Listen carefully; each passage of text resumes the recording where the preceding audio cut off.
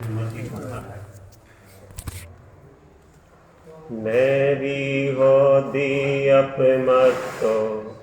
नेपमत्तो जान गोदु जो भाव एवं भक्ति शुद्धम नादो जो सदोचे नहीं है परमत नहीं जो एक ज्ञायक भाव है इस भात कहते शुद्ध पर जो ज्ञात वे तो वो ही है।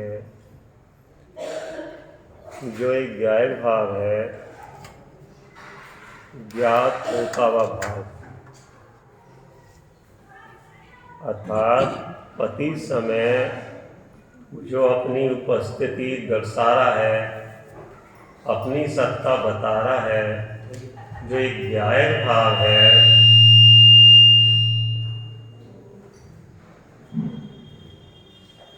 भाव से यहाँ स्वभाव समझना। भाव तो शुभ अशुभ औदायिक भाव होते हैं, कर्म उदय जनित होते हैं, लेकिन जो ज्ञायक भाव है वो भाव नहीं है, वो स्वभाव है। तो ज्ञायक भाव में ये सारे भाव झलकते हैं। जैसे दर्पण में उसकी स्वच्छता निर्मलता के कारण, प्रकाशक सत्य के कारण दर्पण में सब चीज़ झलकती है ना, तो वो दर्पण में है क्या सारी चीज़? तो दर्पण की स्वच्छता कहाँ झलकती है? दर्पण वहाँ चला नहीं गया, में झलकने वाली वस्तु दर्पण में नहीं आई। झलकने से दर्पण गंदा नहीं होता। एक एक बात को सुनते जाना। वो जो अग्नि है उधर जल रही है और दर्पण में झलक रही है, तो दर्पण में अग्नि झलकने पर दर्पण में अग्नि है क्या? दर्पण कैसा दिखाया जा रहा है? बिल्कुल ज्वाला रूप, लाल लाल लपेट उठ रही है ना, तो कैसा लग रहा है कि दर्पण जल ना जाए। तो दर्पण तो जब जलेगा जब अग्नि दर्पण में प्रवेश करेगी। तो दर्पण में अग्नि प्रवेश कर सकती है क्या? नहीं कर सकती। दर्पण अग्नि में चला गया क्या? नहीं।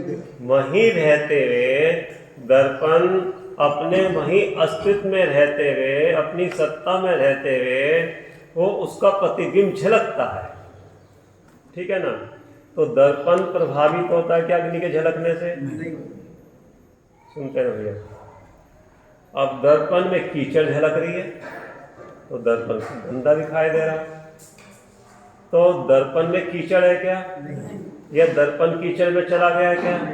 कीचड़ दिखने पर, झलकने पर दर्पण मैला होता है क्या? पक्का है। सुनते हैं। वो जो झलकन है दर्पण की है कि अग्नि की है, कीचड़ की है? दर्पण ही तो है वो तो दर्पण का प्रतिबिंब ही, दर्पण की स्वच्छता तो उस रूप हुई। सुनते हैं। रात की चांदनी में तालाब के अंदर चंद्रमा का प्रतिबिंब झलकता है, झलकता है ना? नक्षत्र भी झलकते हैं। बालक क्यों चहत है चंद्रबिंब को? उसमें शिव चक्र की जयमाल में है, उसमें जयमाला से पहले दो लाइन का। बालक क्यों चहत है चंद्रबिंब को, अर्थात बालक रात की चांदनी में फिर चंद्रमा में चंद्रबिंब झलकता है तो लेने के लिए दौड़ता है। भ्रम से दौड़ता ना, क्या जानता भैया कि चंद्रमा है, तो ऐसे हाथ में ऐसे लेना चाहता है, तो हाथ में चंद्रमा आएगा क्या उसके? क्यों? लेकिन लगता तो चंद्रमा है, दिखता चंद्रमा। भ्रम से ऐसा मानना था ना। बिल्कुल। तो जल में जल है कि जल में चंद्रमा है? जल में जल। दर्पण में दर्पण है कि दर्पण में अग्नि है कि कीचड़ है कि झोपड़ी है कि महल है? पक्का है कि ना? ऐसे ही अपने ज्ञान में स्वच्छ शक्ति के कारण, निर्मल शक्ति के कारण, प्रकाशक शक्ति के कारण सारे ज्ञानकार अपने ज्ञान में झलकते हैं। दर्पण में झलकते हैं। तो अपने ज्ञान में सारी वस्तुएं आ गई क्या? आ सकती है क्या? उसमें प्रवेश कर सकती है ना। क्यों कि प्रत्येक द्रव्य असंख्यात प्रदेश होने पर भी उनका परिणमन अपने अपने प्रदेशों में ही होता है, उससे बाहर नहीं हो सकता। प्रत्येक द्रव्य का एक जगह रहते, आप भी कह रहे ना, एक ही क्षेत्र में रहते हैं, सभी द्रव्य परिणमन कर रहे हैं, क्षेत्र एक है लेकिन उनका परिणमन अपने अपने प्रदेशों में है। उनका परिणमन अपने प्रदेशों का उल्लंघन नहीं करते, मर्यादा में रहते हैं उनकी गुण पर्याय का। समझो, जैसे ये चौकी है ना, इस चौकी पे एक ही क्षेत्र में जिनवानी भी है, वेस्टर्न भी है, सब कुछ, मोबाइल भी रखा, क्षेत्र तो एक है, लेकिन प्रदेश के पुद्गल के जो प्रदेश हैं इसी में व्याप रहे हैं। ये इसका आकार है, प्रदेशत गुण आकार पुद्गल का। तो इस पुद्गल के जो गुण पर्याय हैं इतने आकार में व्याप्त है कि किसी बाहर भी निकल जाएंगे, मर्यादा है ना। और एक क्षेत्र में सब कुछ रहते हुए भी सबकी सत्ता अलग अलग है कि नहीं है? कितनी सत्ता है? एक ये सत्ता, ये सत्ता, ये सत्ता, मोबाइल की सत्ता, सबकी अलग अलग है कि नहीं है? एक ही जगह है कि नहीं है? तो एक जगह रहने में इनको कोई दिक्कत हो रही है क्या? देखिए, एकमेक हो सकते हैं क्या? नहीं हो सकते। एकमेक होने के लिए ये सब आपस में इनको मिलना पड़ेगा। ऐसा हो सकता है क्या? नहीं हो सकता। फिर एक कैसे हो सकता है? फिर एक कैसे हो सकता है? जीव जुदा, ज्ञान जुदा, राग अने ज्ञान सुख, रूप सुख का कारण जब अलग अलग हैं तो फिर एकम एक कैसे मानेगा? जब वो दर्पण प्रभावित नहीं होता भैया, तो ये प्रभावित क्यों हो जाता है? दूसरे द्रव्य के परिणमन को देखकर ये प्रभावित क्यों होता है? हलचल क्यों मचती है? हलचल समझते हो ना, क्या हलचल? दूसरे द्रव्य का परिणमन अपने ज्ञान में झलका, तो क्यों झलका? उसमें जानने की, झलाने की शक्ति है, स्वयं शक्ति है ना। 6 द्रव्यों में प्रमेत नाम का गुण है ना, पढ़ा आपने? क्या काम करता है प्रमेत नाम का गुण? पढ़ाया था ना उसमें। जिस शक्ति का किसी ज्ञान का विषय, जिस शक्ति के कारण वह द्रव्य किसी न किसी ज्ञान का विषय बने, तो सभी द्रव्यों में प्रमेय शक्ति, ठीक है ना। और जीव में जानने और जनाने दोनों का कार्य है, लेकिन 5 द्रव्यों में वो केवल हमारे ज्ञान का विषय बनता है, ठीक है ना।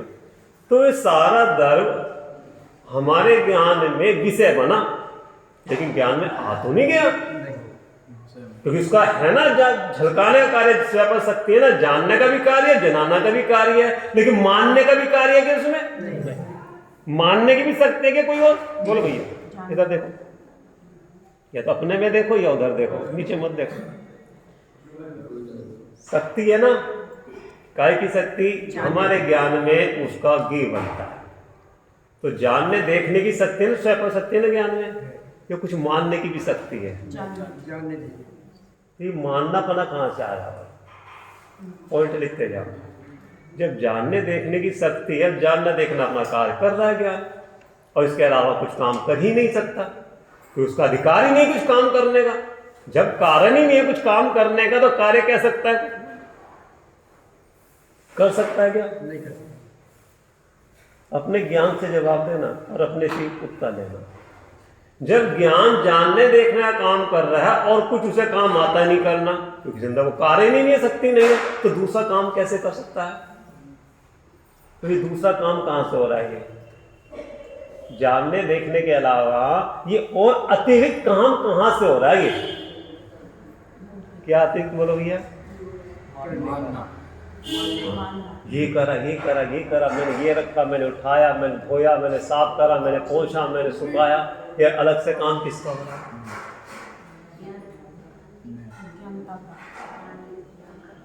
आँख के डॉक्टर के पास जाके कहो कि मेरा दांत निकाल दो, उसमें योग्यता ही नहीं करने की, और जाओगे भी नहीं आप, वहां तो आपको ज्ञान है।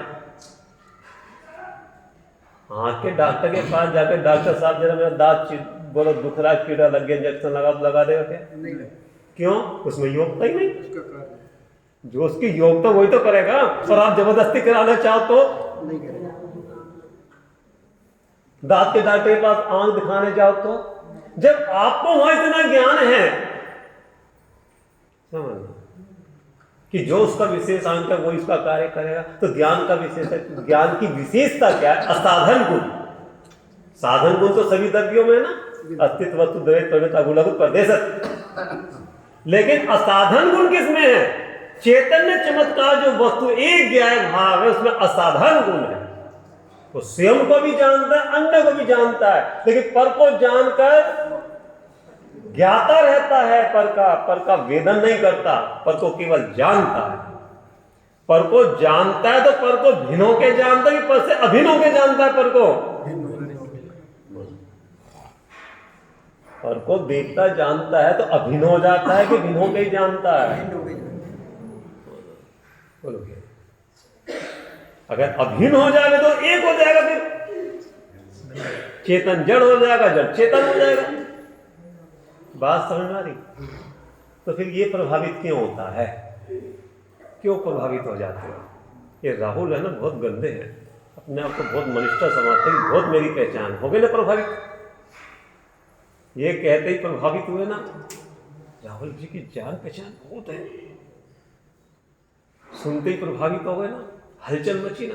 दोनों स्थिति में समझ में क्या कहना, ये बाई बहुत वात्सल्य रखती है, जो भी कहना सब आते हैं घर से खाली पेट नहीं जाने देती, सबको खिला के देती है। हलचल मची ना, किसकी बात चल रही है?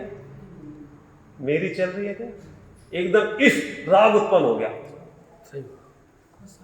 ये मेरे को जानते हैं तभी तो तारीफ कर रहे हैं ना। तू अपने को जानती ना वो अपने को जानता, दोनों ही अनजान से। तारीफ सुनते, किसकी तारीफ हुई? हलचल मची नहीं। यहाँ दर्पण में तो नहीं हलचल मचती और उनमें भी नहीं हलचल मचती। बोलो कितनी भक्ति करता है, हलचल मची क्या? और जो नहीं करता अप्रभावित है ना, प्रभावित नहीं होते किसी से। क्यों? जिनकी परिणति अपने से प्रभावित हो गई, उनकी परिणति दूसरे से प्रभावित हो ही नहीं सकती। उनकी परिणति किससे प्रभावित हुई है? एक त्रिकाली ध्रुव वस्तु, और वस्तु परिणति भी ध्रुव के साथ में जाके इतनी ध्रुव हो गई और उसके ऊपर कर्म का बस नहीं चलेगा, प्रभावित नहीं होगी दूसरे से। आप दूसरे से प्रभावित क्यों हो जाते इतनी जल्दी? बोलो जरा सा सुनते ही शब्द तो सुने आपने, वो शब्द क्या पुद्गल है? सब पुद्गल है ना, भाषा वर्णा। और वे शब्द किसको कहे? इस पुद्गल को। तुझे तो नहीं कहे तो तू क्यों प्रभावित हुआ? क्यों प्रभावित है? बहुत गंदे हैं राहुल भैया, कोई भी काम करा तो ना कर देते हैं। देखो जान पहचान कितनी, फिर भी मना कर देते हैं। इन जैसा गंदा आदमी नहीं। हलचल मची ना, अभी तो उस व्यक्ति को नहीं देखा, अभी तो सब सुने हैं। सब सुनते इतनी हलचल मची, और जब उस व्यक्ति को देख लोगे सामने जितने शब्द कहे हैं, देख लूंगा मैं तुझे, अनिष्ट लगाना, अनिष्ट लगते द्वेष कराना, तो ज्ञान का कार्य क्या था? और ये अलग से काम कहां से हो रहा है? एक्स्ट्रा काम कहां से हो रहा है? ये एक्स्ट्रा कमाई करेंगे तो एक्स्ट्रा कमाई करने का बंद चतुर्गति संसार है। नोट करिए, मतलब ज्ञान का काम क्या है? देखना और जानना। पहले सामान्य अवलोकन होता है, देखना, आंखों से देखते हैं सामान्य अवलोकन, ऐसे ही होता ना। लेकिन उसको जानते ही, उसको देखते ही, जिसको देखा उसको देखने के बाद ज्ञान काम करता है जानने का। केवल ज्ञान होने के बाद जानना और देखना युगपत होता है, कर्म नहीं है ना। लेकिन अपने मति शुद्ध ज्ञान है, पहले वस्तु को देखता, सामान्य अवलोकन देखता है, उसके बाद ज्ञान काम करता है। अच्छा है, बुरा है, ठीक नहीं लग रहा, ठीक नहीं लग रहा, एक ठीक लग रहा है, इतना अच्छा तो है, इतना महंगा तो है, इतना काम तो आ रहा है, कि नहीं तुझे नहीं पता, तुझे नहीं पता, ये ठीक नहीं है। ठीक अठीक, अच्छा बुरा, राग देश उस वस्तु में है क्या? ये ठीक ठीक, अच्छी बुरी, ये सबके लिए भी केवल आपके लिए है? ये राहुल भैया सबके लिए बुरे हैं कि सब कहना तेरे लिए बुरे हैं? बुरे तो जब कहा जाए, अनिष्ट तो जब कहा जाए, सब जीव के लिए बुरे हो, हर समय बुरे हो, लेकिन हर के लिए तो बुरे नहीं है। तो फिर आपकी जो अनिष्ट बनी कल्पना है वो केवल आपकी अपनी बनाई हुई कल्पना है कि वास्तव में अनिष्ट है? तो उस अनिष्ट की कल्पना से जो बना रखी है, दुखी कौन हो रहा है? जो देश की परिणति चल रही है, इनको बुरा समझ समझ के उसकी देश की परिणति में कौन जल रहा है? तेरी आत्मा की स्वयं सुख स्वेदन शक्ति जल रही है, सुख से जल रहा है, सुख जल रहा है। ख्याल में नुकसान, ये अच्छा है तो तुम्हारा घर भर दिया, नहीं अच्छा तो राग करेगा, राग करेगा। देखो व्यवहार में सम्यक दर्शन होने के बाद सुनना, अगर पाप के उदय से कोई निमित्त बनता अपना पाप के उदय में अंतर डालने में, अपने मुंह से नहीं कहता कि ने हमारा बुरा कर दिया, जबकि निमित्त बना ना, लेकिन दृष्टि किस पे जाती है? उसकी वजह से बुरा हुआ, उसकी वजह से बुरा हुआ, उनने बुरा कर दिया। अगर तेरा पाप का उदय नहीं होता तो निमित्त ही क्यों बनता? तो बुरा तेरे अपने पाप के परिणामों से हुआ, ये उसने कहा। जिसको तत् ज्ञान हुआ, सच्ची व्यक्ति को अपने मुंह से कभी नहीं कहेगा कि उसकी वजह से बुरा होगा, न स्वयं कहेगा न दूसरों को कहने देगा, भैया उसको दोष नहीं देना, उदय तो हमारा ही। और उदय नहीं था खराब, हमारे परिणाम खराब थे, उदय कभी दोष नहीं देता। उदय कहां से आया बोलो भैया, लिखो उदय कहां से आया? परिणाम हुए तभी तो उदय आया। तो उदय को निंदा कर रहा करना, निमित्त की निंदा कर रहा करना कि अपने खोटे परिणामों की निंदा कर रहा करना, और निंदा ही करता रहना कि निंदा से रहित अपने स्वभाव को देखना। कल कहा था ना शाम को चलते चलते कि प्रायश्चित ही करते रहोगे, जिसने आज तक कोई दोष ही नहीं किया, निर्दोष को नहीं देखा, तो सच्चा प्रायश्चित नहीं होगा। कहा था ना शाम को चलते चलते, निंदा कर रहा करना चाहिए, व्यवहार प्रतिक्रमण है। जब तक नहीं करोगे आपका उपयोग उसमें उलझा रहेगा विकल्पों में, वो करना भी जरूरी है निंदा कर रहा। लेकिन निंदा कर रहा करते रहोगे, जिसको भूलकर ये अपराध हुआ उसको नहीं देखोगे तो परिणति निर्दोष कैसे होगी? तो ये हलचल यहां क्यों मचती है? आप समझे क्यों मचती है हलचल? कब इसका कारण ढूंढा के अंदर बोलो भैया, देखते ही उस वस्तु ने आपको जबरदस्ती कुछ उकसाया क्या? उकसाया किस वस्तु ने? अब इतनी सारी चीज रखी है, वो सहज व्यवस्थित है कि नहीं? आपको कुछ कह रही है क्या? कुछ नहीं कह रही ना आपको उकसा रही, ना आपको कहने मारी, ना आपको कुछ डिस्टर्ब कर रही, लेकिन देखते ही किसी के परिणाम कैसे, किसी के एक ही वस्तु के प्रति सबके परिणाम अलग अलग है। अगर वो वस्तु सबके परिणाम बिगड़े, सबके परिणाम एक जैसे बिगड़ने चाहिए, लेकिन सबके परिणाम अलग अलग है। तो जैसे उस व्यक्ति ने सामने वाले जैसी अपने मन में कल्पना चाही, वैसा परिणाम नहीं दिखाया जा रहा एक ही वस्तु का। तो राग देश में छूटा, लेकिन जो ज्ञाय भाव है वो तो अपरमत भी नहीं और परमत भी नहीं, वो तो जो है सो है, ठीक है ना?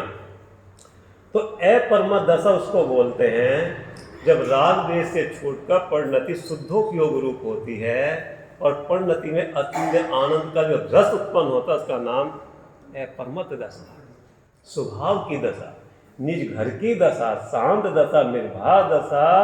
उस अपरमत दशा का नाम वीतरागी धर्म है, उसका नाम धर्म है।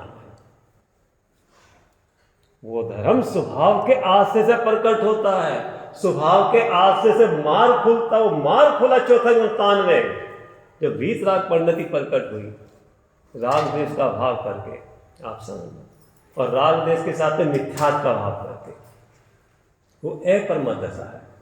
चौथे गुण स्थान में कभी कभी होती है, पांचवें में वो अपरमत दशा बढ़ती जाती है, और मुनि दशा में प्रचुर मात्रा में होती है। चौथे गुण स्थान में कभी कभी बारिश पड़ती है, हवा ज्यादा चलती है, बूंद कम पड़ती है, होता है ना? बारिश कितनी पड़ी, बूंद बूंद, और हवा कितनी चली। अर्थात चौथे गुण स्थान में अंतर्मुखी को जब उत्साह चलता, विशुद्धि तो बहुत बढ़ती है, उत्साह लाभ बहुत बढ़ता है, लेकिन आनंद की बूंद थोड़ी सी पड़ती है।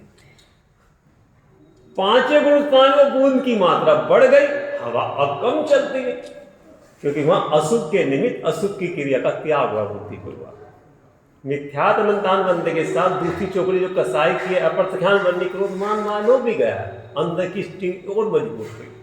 छठे गुण स्थान में बुद्धिपूर्वक 5 इंद्रिय से भोग का त्याग करा, कपड़े मात का त्याग करा, अंदर में शुद्धोपयोग बढ़ा, वहां निरंतर रिमझिम होती रहती है, रिमझिम होती रहती है। आप समझो वो भी एक दशा है। क्यों दशा हुई? कि उससे भी जीव छूटता है। शुद्धोपयोग ज्यादा रह नहीं रहता ना अपने में, कर्म का उदय आता है तो उपयोग फिर बाहर आ जाता है। जब ये मुनिराज सातवें में से छठे में आते हैं, बोलोगे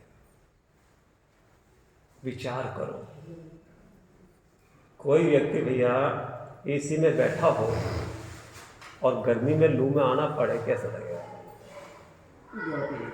बोलोगे विचार करो। आप एसी में बैठे हो, चिल में, बिल्कुल सब दरवाजे बंद करके, मन वचन काय के दरवाजे बंद करके अपने स्वरूप में जाके गुप्त हो गए, और ऐसे में कर्मों का झोंका आए और परिणति बाहर आएगी आपकी, कैसा लगेगा? लू में आना चाहोगे क्या? अगर कोई आवाज लगा रहा है तो दरवाजा खोलना चाहता है क्या? और खड़े खड़े पता क्या काम है, दरवाजा थोड़ा सा घास ही छा के बोल भैया क्या काम है, कोई जरूरी है तो पता। ऐसा होता नहीं होता, और उसके जाते ही दरवाजा फिर बंद। जब में शुद्धोपयोग से छोड़कर शुद्धोपयोग में आते हैं, उसका नाम परमार्थ दशा है। परमार्थ किसका परमार्थ? शुद्धोपयोग के पति से हटे, वहां से अपने घर से चयित हुए, निज घर से छूटकर पर घर आए, परदेश में आ गए। परदेश में कैसा लगता है याद देखो? बोलो भैया, आप गए थे ना परदेश में, घर को छोड़ के, कैसा लगता था वहां? घर की याद आती थी नहीं आती थी? देश में माँ बाप याद आते थे नहीं आते? परदेश में रहते हुए भी अपना देश हर समय ख्याल में था नहीं था, भूल गए थे? भूल जाता है कोई व्यक्ति अपनापन है ना, कहल से, फिर मंदिर से, भगवान की भक्ति से, साधर्मी से अपनापन आता था। वहां जाने के बाद भी ये रहता था ना, यहाँ वैसा नहीं है जैसा वहां था। बोलो भैया, रहेगा नहीं रहेगा? जैसा कहल में समागम था, यहाँ इस मंदिर में नहीं है। इस मंदिर में रौनक नहीं है, यहाँ स्वाध्याय नहीं होती, जैसी भक्ति वहां होती ऐसी वहां नहीं। तो वहां रहता व्यक्ति जिसको अपने देश में अपनापना है, परदेश में रहते अपने देश को भूल जाएगा क्या? है? याद आती रहती है ना। रह कहाँ रहा है? परदेश में, अर्थात शुद्धोपयोग में।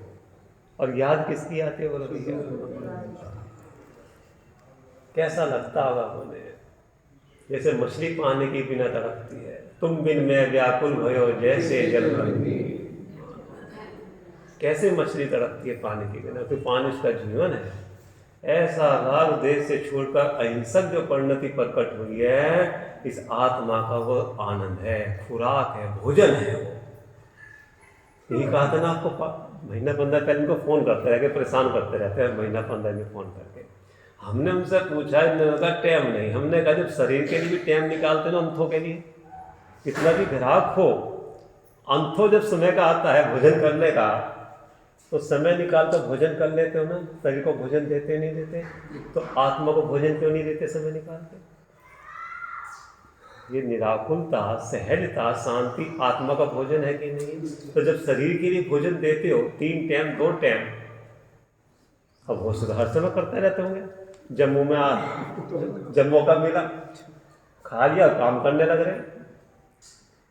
तो जब शरीर के लिए इतना देते हो, तो आत्मा के लिए भोजन भी तो एक बार देना चाहिए। ये खाएं तो ये कह रहे हैं, जब घर में रहते हो और घर से बाहर जाते हो तो कैसी तड़प रहती होगी?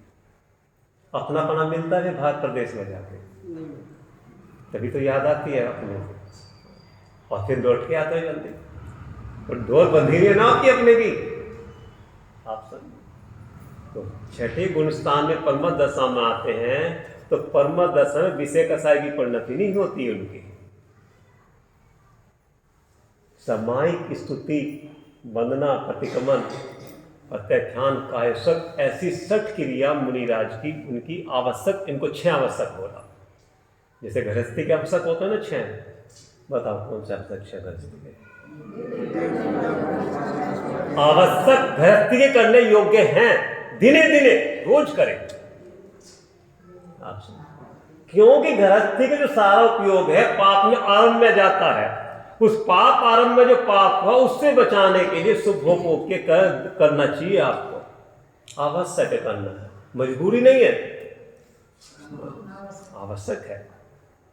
जो अपनी परिणति पाप के विषय में जाके मैली हो रही थी, इनके नजदीक में आके कसाई की मानता होती है, शांति मिलती है थोड़ी। ऐसे मुनिराज के पाप की क्रिया, पाप के भाव तो नहीं है, उनको शुद्धोपयोग का लक्ष्य है। तो शुद्धोपयोग लाग मुनिराज के निकट में पंच महाभस संति गुमती होती ही है।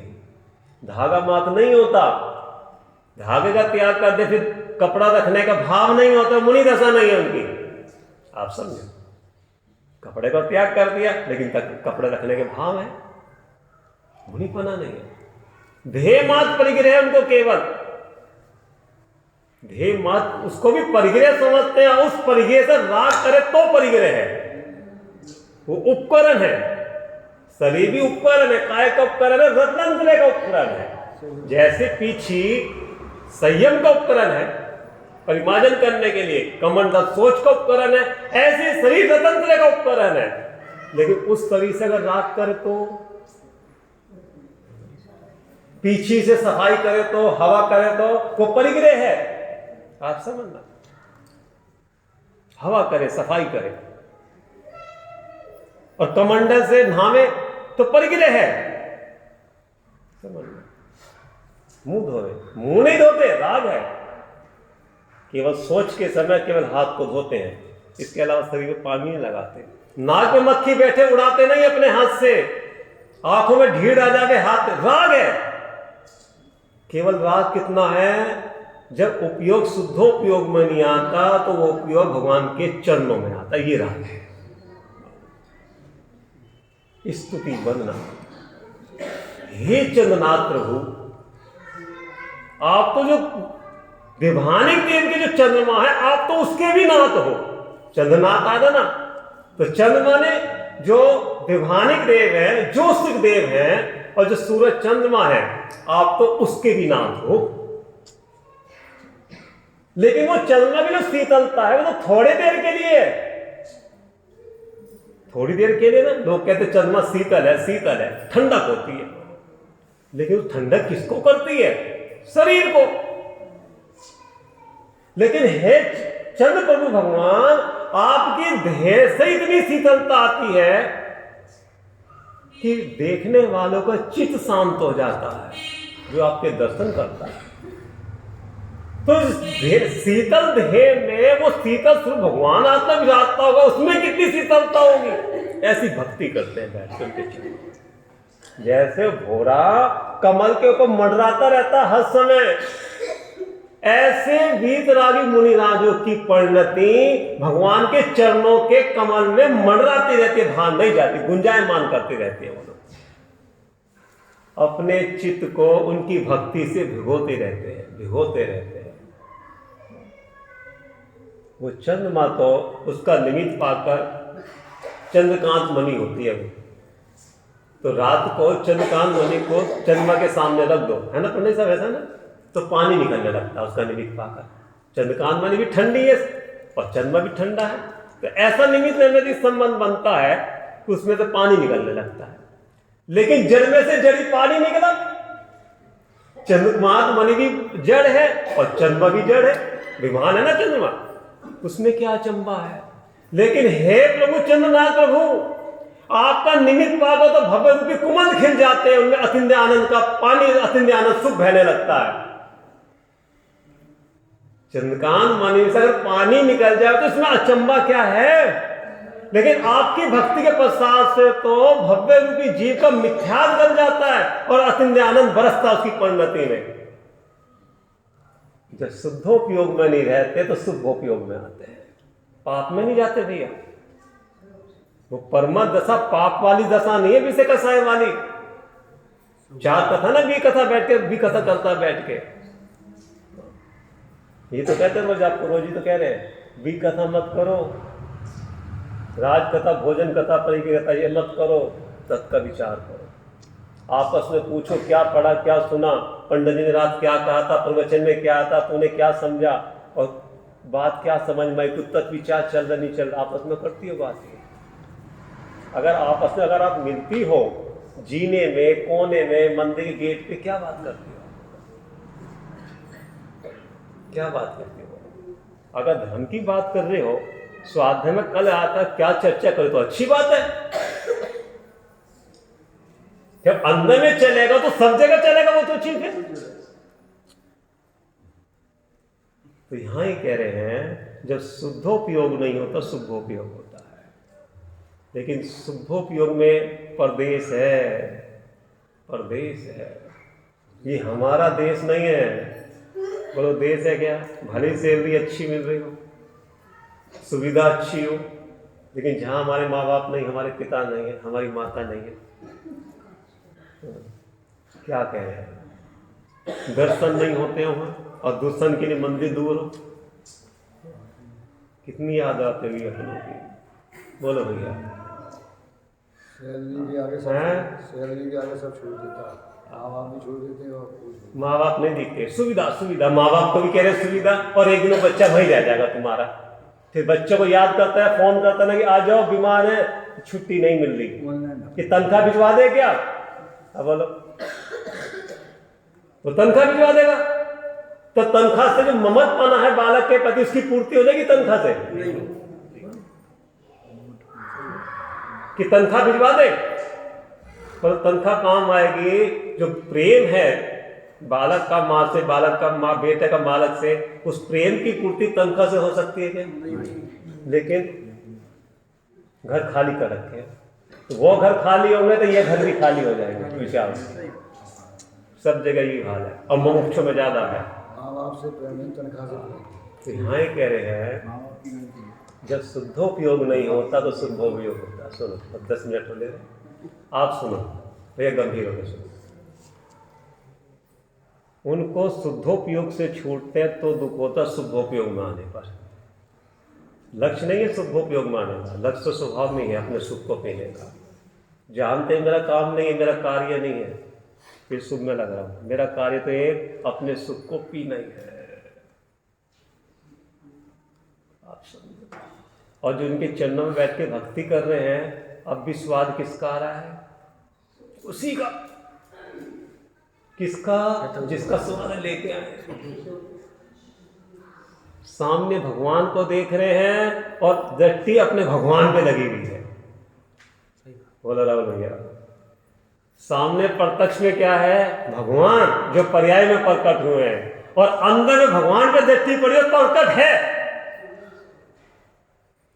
ये भगवान प्रकट है कि नहीं है? और प्रकट किसको देख रहा है? उन भगवान को। तो उन भगवान को देखते देखते परिणति फिर अपने प्रकट भगवान को देखने लगती है, फिर शुद्धोपयोग में चले जाते हैं। जब शुद्धोपयोग में आता इतना खेद खिंता होती है। अब समझना, अब जब यहां से जाओगे शुभ में से छूटकर अशुभ में, है ना पंडित साहब, खेद खिंता लगेगी कि जाना पड़ रहा है यहां से। बोलो भैया, दुखी होके जाओगे कि भागते हुए जाओगे यहां से, कि छूट गए? ये कह रहे हैं खेद खिंता बरतती है कि फिर ये 1-2 घंटे का जो समागम हुआ, परिणति इतनी भीग गई हमारी, वहां जाने के बाद जल जाएगी, और यहां से निकलते ही चलेगी, सब तेरी मेरी इधर की बात करेंगे। ये तो नहीं आएगा कि पंडित जी साहब कितना अच्छा चल रहा था निर्माण, कैसी दशा होती मुनिराज जी की, कैसे हमारे प्रकट होगी, ताकि इतनी पर्याय का छेद होकर भव का भाव कर दो।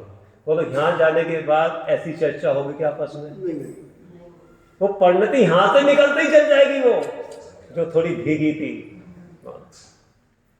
जब परिणति भीगने लगती है राहुल भैया, जब इनके चरणों की भक्ति करते करते अपने आत्म स्वरूप की महिमा करते करते परिणति भीगने लगती, इसको सूखने ना दो। समझ में क्या कहना चाह रहे हैं?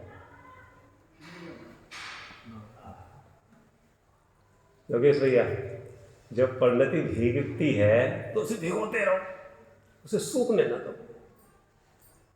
इतनी भिगो दो, कितनी भिगो दो, वो भीगी परिणति स्वभाव में चली जा रही है। और एक बार सूख गई थी, गीली करने में फिर कितना टाइम लगेगा? परिणति एक बार मैली हो गई यहाँ से जाते ही, और वो मैली होने के बाद उसे साफ करने में कितना समय लगेगा? इसलिए कहते 24 घंटे खाते पीते सोते जागते बस यही चलता रहा। मैं ज्ञान भाव हूं, मैं जानने देखने वाला तत्व हूं, इसके अलावा परमाणु मात्र मेरा कुछ नहीं। ये पुद्गल मेरा कुछ भी नहीं लगता। जिस पुद्गल के पीछे मैं पड़ा हुआ हूं, ये पुद्गल मेरा कुछ भी नहीं लगता। कि जब मोह मेरा कुछ नहीं लगता तो पुद्गल मेरा क्या लगेगा?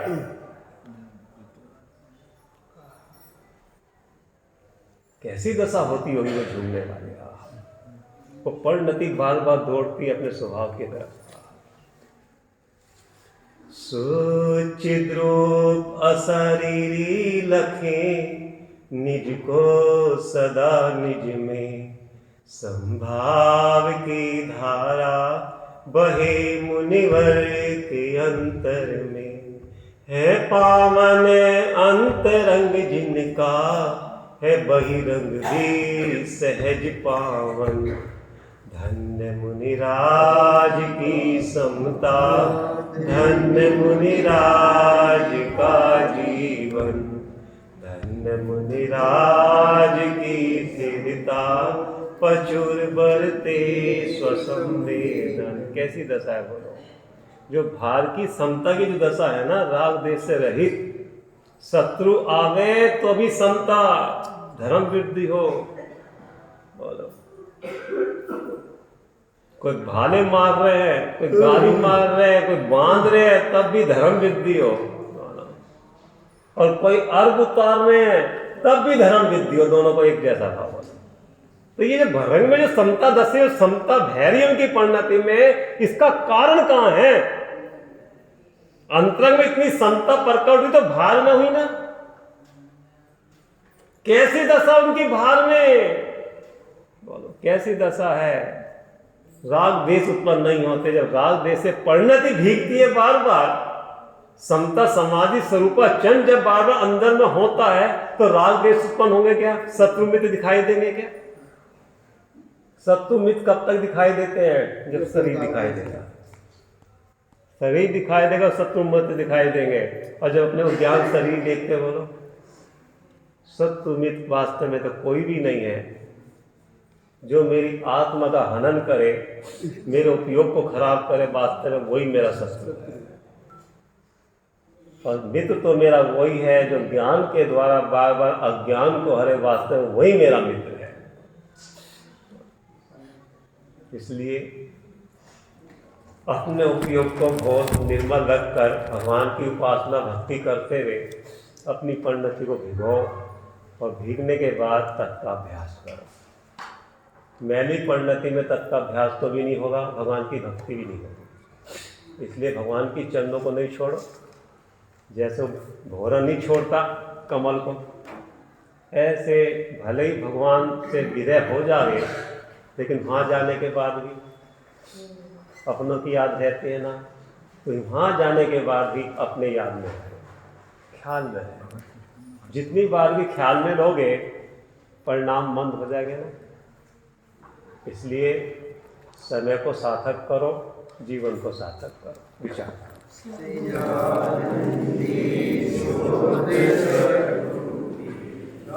अविनाशी